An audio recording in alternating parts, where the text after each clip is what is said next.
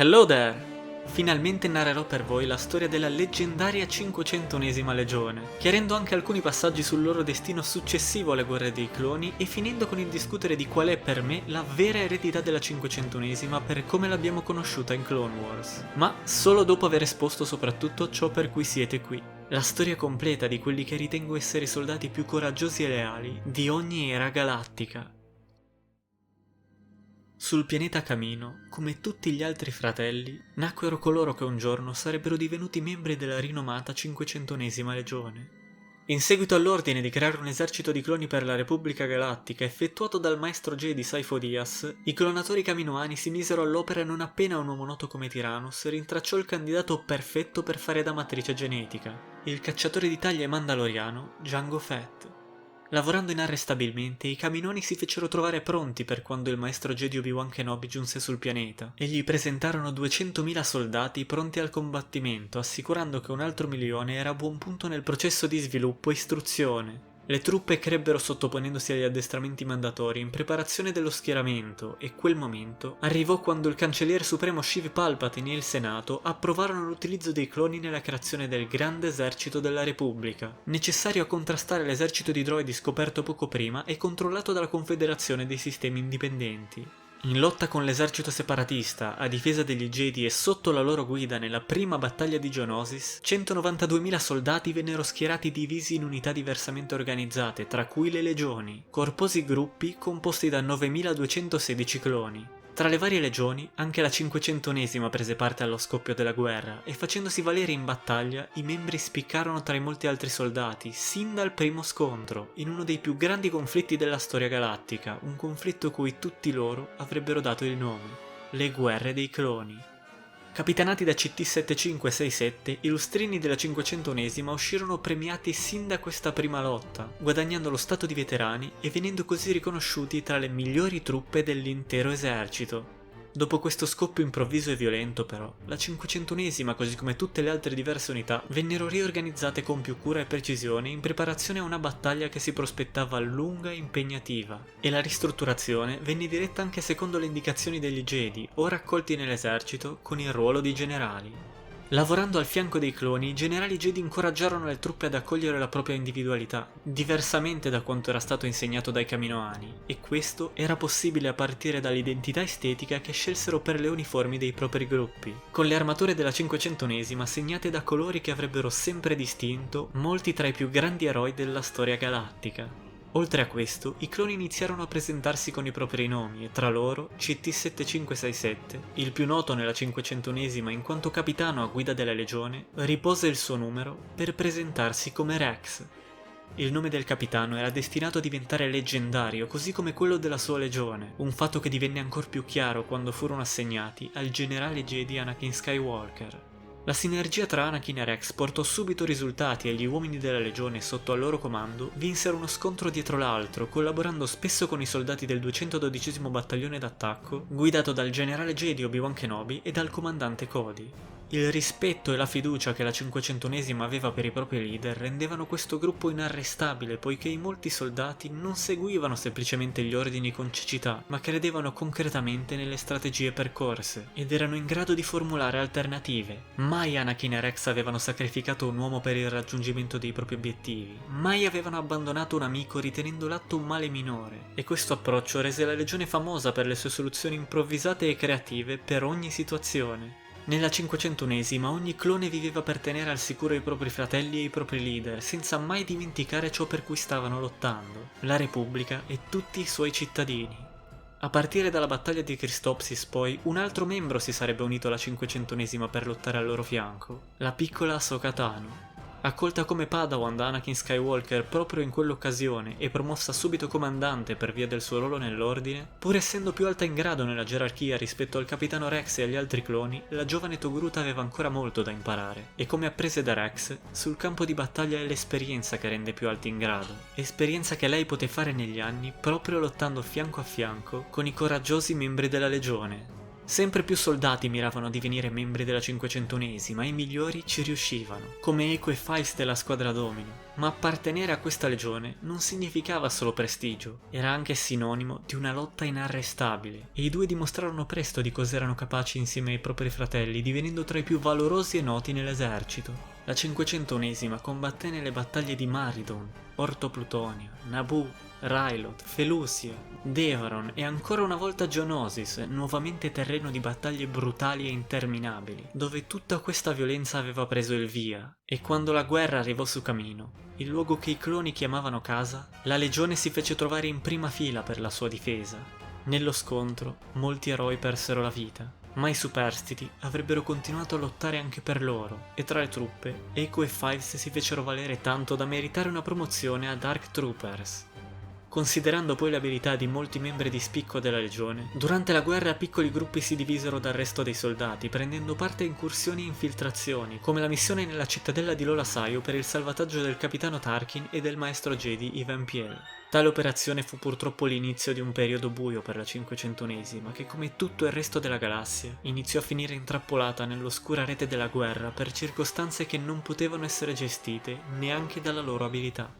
Echo, infatti, uno dei più capaci guerrieri della legione, finì per essere coinvolto in un'esplosione durante la fuga dalla cittadella, un evento che toccò profondamente il capitano Rex, tormentato dall'idea di non averlo potuto salvare, e persino lo Jedi Even Piel venne ucciso prima che il gruppo potesse lasciare il pianeta. Non molto tempo dopo, nella tetra atmosfera di Umbara, la 501esima venne separata dal generale Skywalker, richiamato su Coruscant durante il conflitto per il controllo del pianeta, e il comando della legione passò allo Jedi Pong Krell, noto per le sue strategie aggressive a causa di numerose perdite nei suoi ranghi. Tutti gli uomini, a partire dal capitano Rex, compresero in poco tempo che il Besalisk era spregevolmente crudele nei confronti dei cloni, arrivando a trattarli come esseri inferiori, impedendogli di riposarsi e rifiutandosi di chiamarli per nome, tutti atteggiamenti che non solo erano ben distanti dall'approccio di Anakin, ma inconciliabili con il rispetto per la vita solitamente abbracciato dagli Jedi. A differenza di Skywalker, poi, che li guidava sempre combattendo al loro fianco, Krell non faceva che dare ordini che mai tutelavano gli uomini della legione e li mettevano invece a rischio come fossero carne da cannone. Rex, ligio al dovere, continuò a rispettare le indicazioni del generale, che respingeva ogni sua obiezione, ma le perdite non facevano che aumentare e il cuore del capitano si stava spezzando, così come il morale delle sue truppe. Per tutelare le vite della 501esima, Rex allentò le redini, lasciando che alcuni soldati agissero secondo una diversa strategia, scelta che permise a Fives e a Darth Case di salvare i propri fratelli in una prima occasione e assicurare la vittoria della Repubblica in una seconda missione affiancata da Jesse, missione durante cui purtroppo Darth Case dovette sacrificarsi. Nonostante il successo dei soldati, Krell reagì condannando per insubordinazione quelli che definì traditori, pena la morte per esecuzione. I membri della 501esima però non avrebbero tolto la vita ai propri fratelli. Far pagare per l'eroismo con la morte era sbagliato. Krell ovviamente non era felice di quello che appariva ai suoi occhi come l'inizio di un ammutinamento, ma un'altra situazione occupava già la sua mente e non se ne preoccupò. Mostrò un ologramma che comunicava la presenza di truppe umbarane travestite da cloni e inviò subito la 501esima a rintracciare i nemici per colpirli presso il luogo indicato.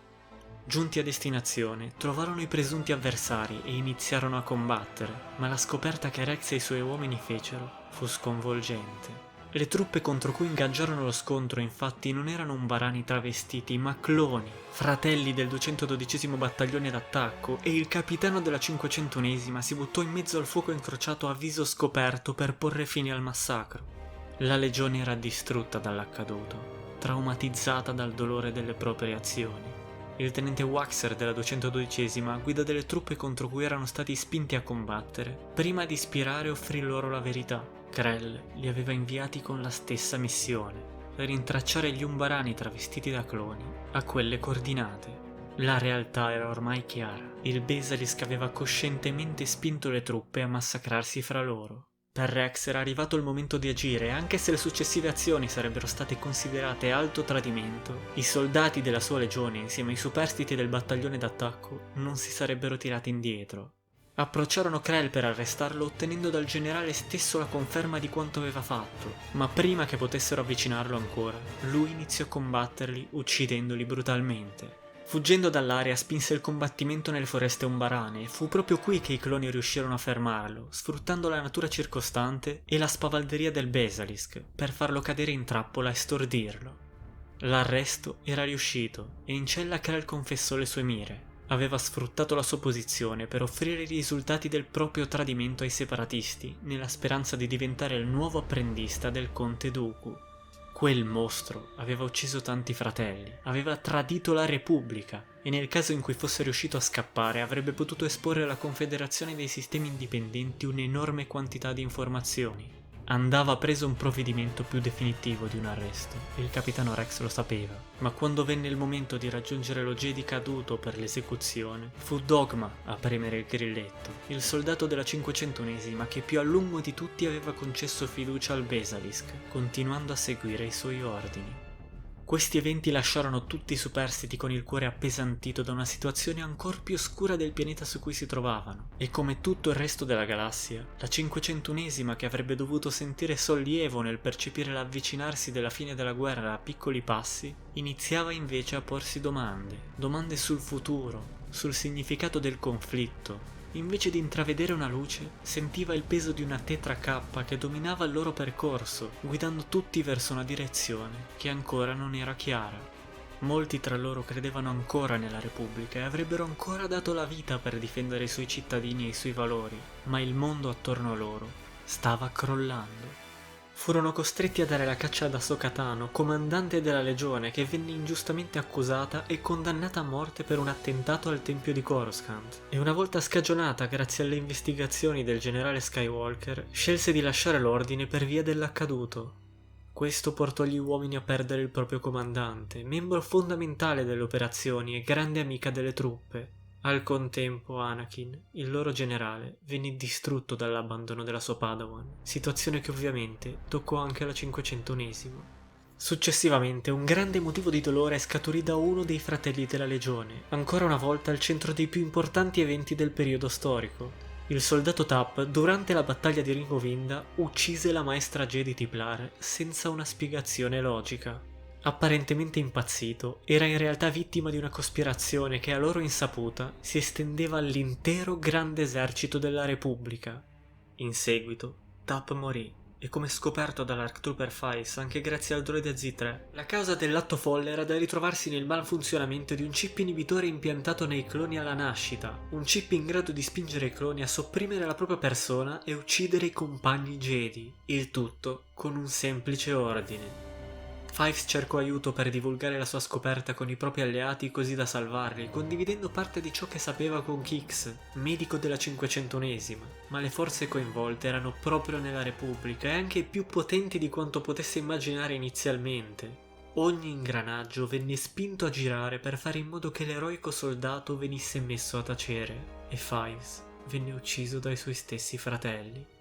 Prima che potesse dire tutta la verità sul complotto, tra le braccia del capitano Rex Fives esalò l'ultimo respiro, offrendo lui il seme del dubbio che non rese vano il sacrificio.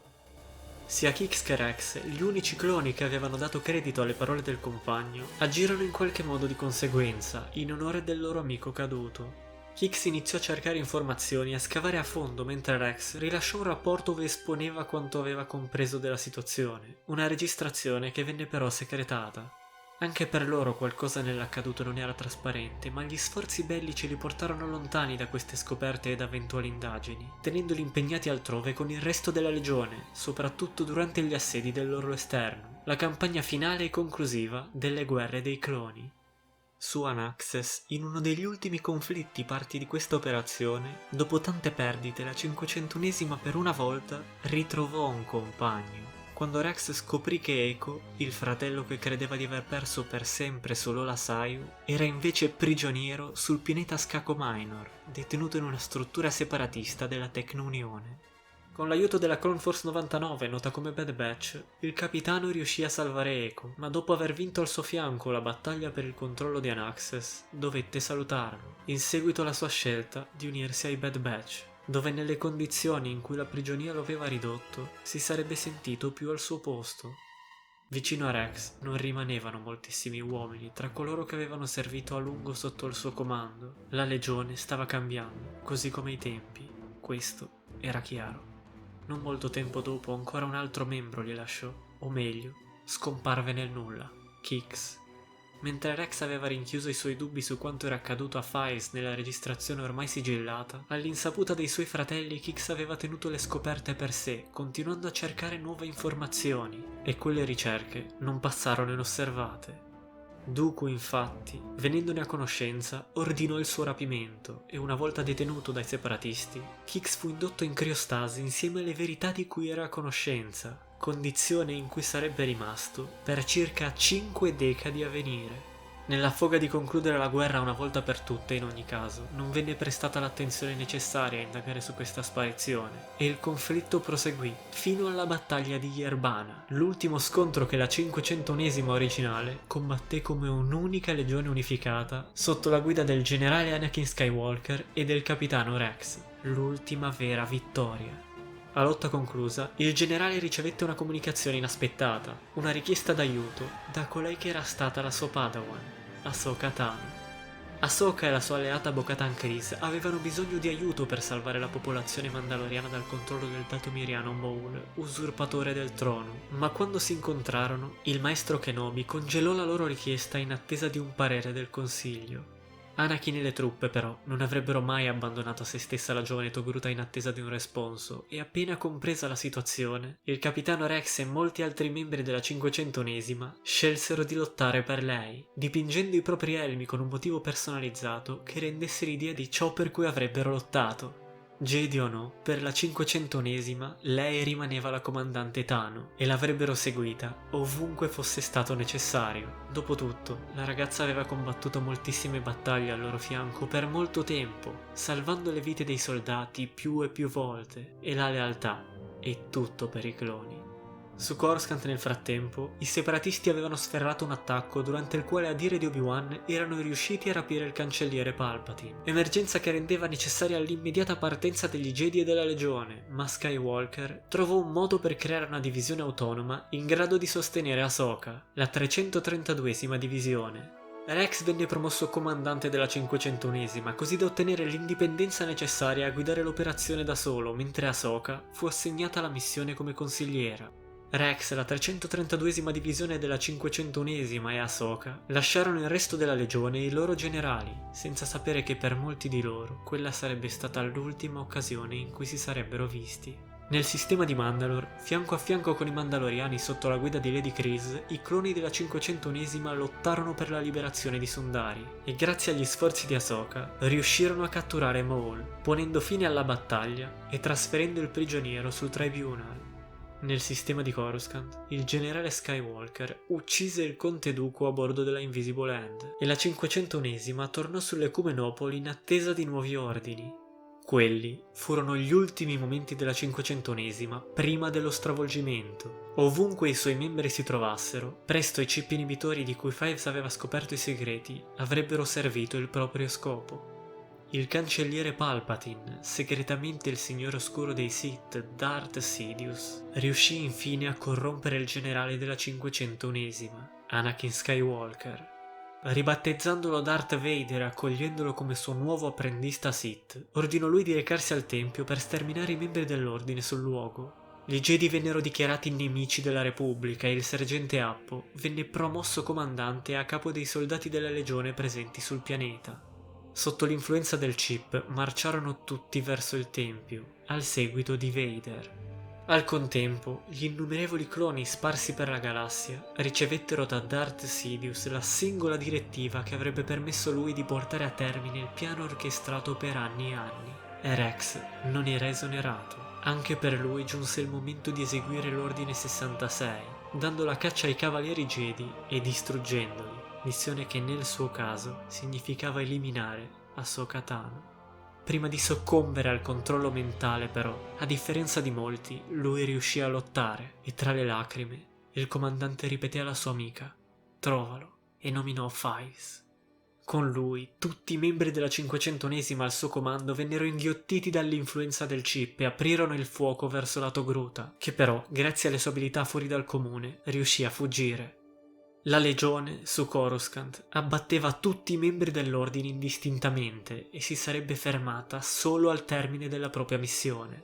Ahsoka, nello spazio, liberò Maul perché distraesse la 501esima mentre cercava un modo per salvare se stessa e il suo amico. E grazie all'aiuto di R7A7, RGG1 e CH33P poté sfruttare gli indizi dati da Rex per rintracciare il messaggio segretato tempo addietro e apprendere del chip. Catturò dunque Rex e lo rimosse, salvandolo, operazione che purtroppo non avevano tempo e modo di ripetere su tutti gli uomini, scegliendo dunque di fuggire dall'incrociatore. Coloro che un tempo erano stati loro amici si erano spenti, erano vivi, nelle loro armature portavano i loro soliti colori, i colori della 501esima, ma in realtà Rex e Ahsoka sembravano essere tutto ciò che rimaneva della 501esima.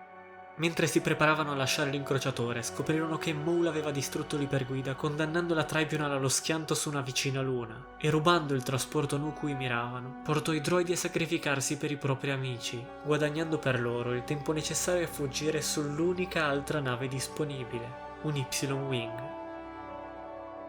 Rex e Ahsoka si salvarono, ma tutti gli altri membri della 501esima sull'incrociatore perirono nello schianto, tra loro anche Jesse, l'ultima vittima della guerra a cadere davanti al capitano, tra coloro che lo avevano seguito sin dai suoi primi giorni al comando della legione. Dopo aver sepolto i propri amici ed essere riusciti a recuperare il corpo danneggiato di R7, il clone e Lato Gruta partirono, lasciandosi dietro la luna e il proprio passato. La 501esima, su due diversi fronti, era stata tristemente protagonista della nascita e della vittoria dell'Impero Galattico, così come della morte di tutto ciò che aveva forgiato il significato di Repubblica negli anni.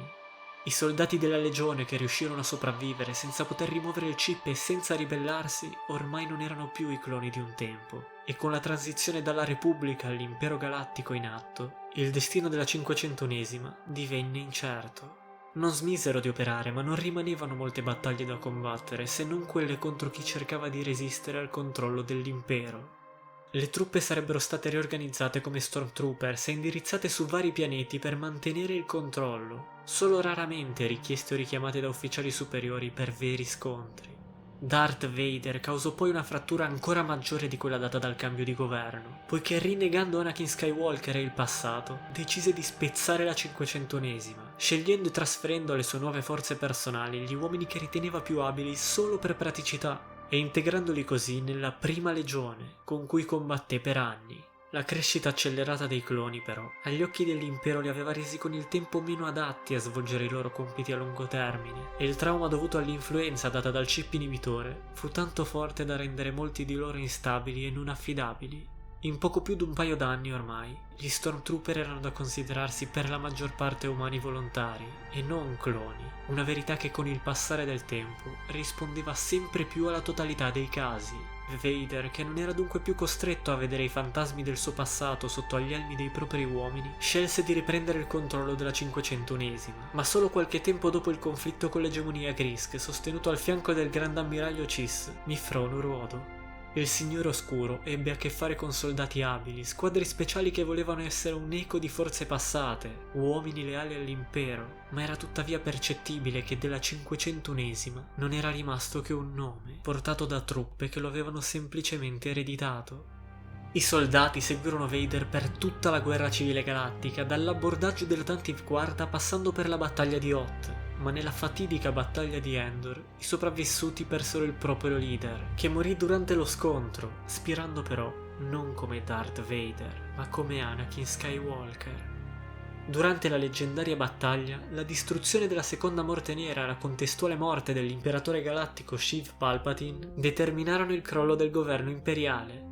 Chi rimase fedele all'impero continuò a combattere opponendosi alla nuova repubblica, fondata dall'alleanza ribelle, fino all'ultimo grande scontro tenuto su Jakku, dove l'impero fallì in un ultimo tentativo di resistenza contro il governo nascente e venne sconfitto una volta per tutte.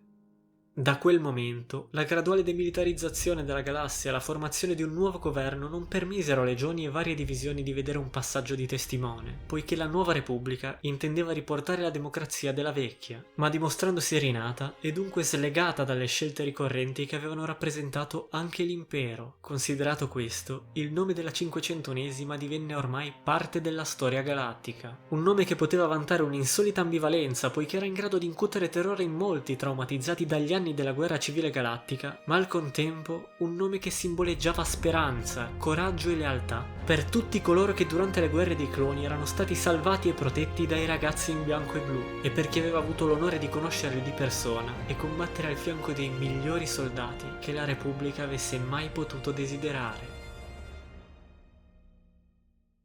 Questa era la storia completa della 500esima legione e dei suoi membri, truppe leggendarie che hanno forgiato la storia galattica per decadi e che tutti noi appassionati non possiamo fare a meno di amare e ammirare.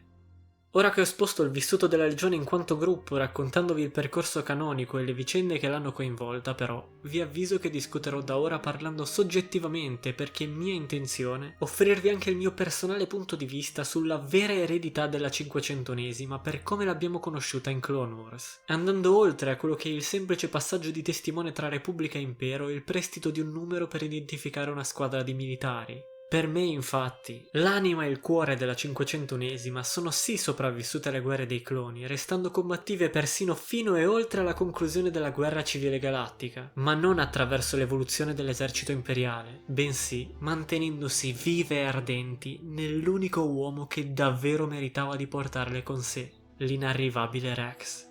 Durante il conflitto contro l'impero, lui combatté per la ribellione che formalmente è nota come Alleanza per la restaurazione della Repubblica, e nulla più di questo è vicino agli ideali di Rex e della 500esima. La legione si era già trovata a discutere di ordini giusti e sbagliati, mostrandosi in grado di prendere decisioni autonome durante la campagna di Umbara, e dunque con libertà di scelta sono certo che la quasi totalità delle truppe avrebbe seguito Rex lontano dall'impero per poi combattere al suo fianco contro lo stesso. Purtroppo però, quella libertà era morta sotto scroscianti applausi, negata ai cloni per mezzo dei chip inibitori, e solo Rex tra i membri noti della 500esima sarebbe stato in grado di portare avanti i loro ideali. Io mi auguro in tutta onestà che quanti più cloni possibile, indipendentemente dalla loro squadra di appartenenza, siano riusciti a liberarsi dalle catene dell'impero abbastanza in tempo da poter scegliere come continuare la propria vita. Ma sono sicuro che anche coloro che non sono più riusciti a risvegliarsi dall'incubo del chip, nell'anima e nel cuore, sarebbero stati fieri dell'operato di Rex. Per me, la 500esima ha davvero combattuto fino allo scontro decisivo, ma non era un gruppo di vuoti e obbedienti soldatini imperiali. No signore. La 500esima era un solo uomo che sulle sue spalle portava la responsabilità di rappresentare tutto ciò in cui i compagni che aveva tanto amato credevano, proprio come lui. Un solo uomo che si unì alla squadra d'attacco del generale Han Solo, dimostrandosi fondamentale nella battaglia di Endor. Un eroe che lottò per tutti gli amici che aveva perso e che non potevano farlo al suo fianco. La 501esima era colui che, trionfando per l'alleanza, restaurò ciò per cui lui e i suoi fratelli erano nati: la Repubblica. Questo è ciò che per me rappresenta davvero l'eredità della 501esima e quella che rimarrà per sempre l'unica vera conclusione della storia di questa legione leggendaria. Detto ciò, fatemi sapere cosa ne pensate voi della storia di questi soldati. Vi invito a condividere con me qualsiasi opinione o curiosità abbiate al riguardo. Vi risponderò come sempre non appena ne avrò modo. Spero davvero che questo video vi sia piaciuto e per chi di voi lo attendeva, spero abbia giustificato l'attesa. Vi avevo promesso che prima o poi sarebbe arrivato ringraziandovi per la 501esima iscrizione e finalmente eccoci qua e con il numero di iscritti quadruplicato. Ringrazio tutti per avermi aiutato a raggiungere il traguardo delle 2000 iscrizioni e concludendo con questo video l'attuale fase di contenuti, vi invito ad attendere gli annunci in arrivo. Presto condividerò con voi alcuni dei prossimi numerosi progetti per il canale. Al solito io vi ringrazio per avermi seguito, vi do appuntamento al prossimo video e come sempre, che la forza sia con voi.